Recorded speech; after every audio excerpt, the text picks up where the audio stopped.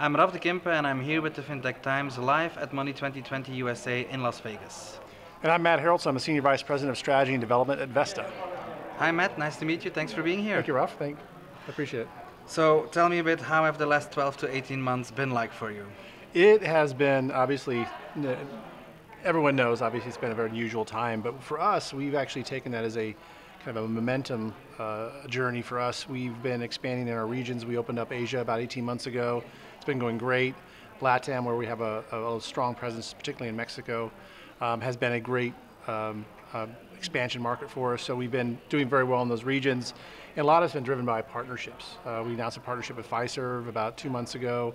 Bukalapak, which is a large e-commerce retailer in Indonesia, is another partner of ours that we announced. So those things are going extremely well. We've got a few more in the docket that we'll be bringing on in the next probably 6 months. So it's been going fast and strong, I guess I'll say, for the last 12 months. Yeah, I can imagine, and globally expanding during a pandemic, that must be pretty exciting. Yeah, doing it all virtually for the most part from a headquarters point of view, but we have people on the ground in all those regions. So yeah, we found a different way to do business, but we're in the business of virtual transactions. Vesta's been around for 26 years, providing a chargeback guarantee to merchants like AT&T or remittance companies like Western Union. So we're no stranger to doing things from afar and figuring out how to get it done the right way. And what would you say the main focus for the company is right now? Definitely e-commerce expansion. So obviously e-commerce over COVID has risen quite dramatically. Fraud actually as a percentage of e-commerce transactions is also rising even faster. Fraudsters seem to be finding new and unusual ways to look like good customers. So we've been busy at fighting fraud. We've also been busy at expanding our e-commerce business in all phases. So we don't really care if you're selling digital goods, physical goods, we can protect it all. That's what we're really good at, is we really want to be focused on finding good customers and eliminating fraud. So we have a chargeback guarantee where we take all the fraud risk. But that doesn't necessarily have to come at the expense of approvals. So we're really focused on how do we drive approvals up for our merchants. All right, okay, cool. And is there a challenge the company is facing at the moment? Well, with all the new fraud, vectors that are coming out and fraudsters are getting better at looking more like real human beings, and that was part of the issue. It's easy to spot a bot, less difficult to spot a person, but that doesn't scale. So they're getting better at that. So fighting new fraud vectors is a challenge. And then as we start to expand the types of transactions we're protecting. So we've been very card not present, credit card, debit card, ACH protection. We're starting to now look at buyer not present as a category, where it could be a wallet, it could be pay by voice. So there's a lot of new ways to pay. So we're starting to expand what does risk look like in all those areas. And would that transcend as well to the industry as a whole? What issue is the industry facing, you think? Well, how do you do that in a way that doesn't impact the customer experience? As all these things come in, does that slow down the buyer experience? I mean, everybody wants to go faster. So we're trying to figure out, what does that look like from a fraud point of view? How do we protect merchants, approve more transactions, and create a great customer experience? So I'd say that's the biggest challenges that we're all facing, and our competitors alike, is how do you do fraud in a way that doesn't impact customers negatively.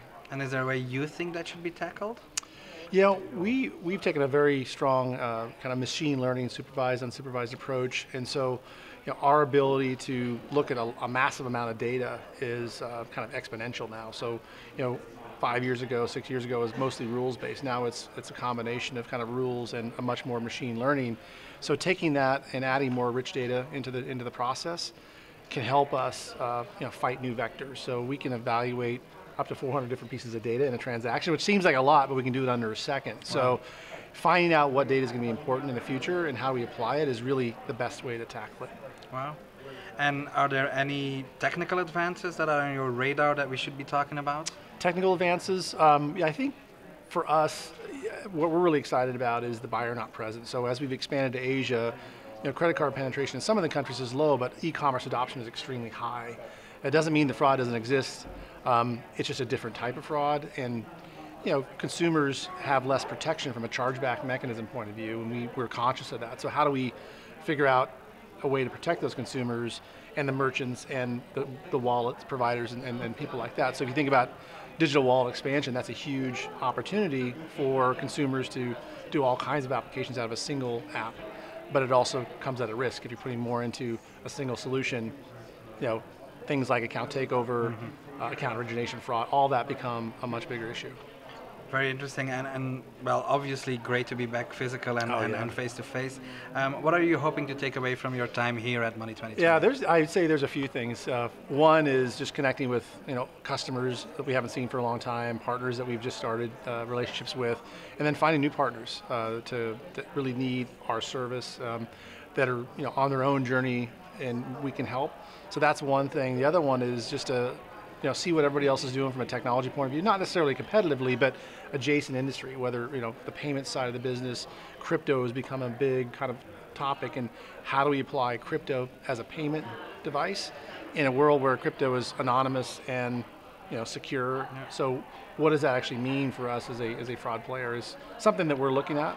And there's other vectors of insurance fraud and other things that are part of this show that we've been dabbling in, but this will give us an opportunity to step further into that.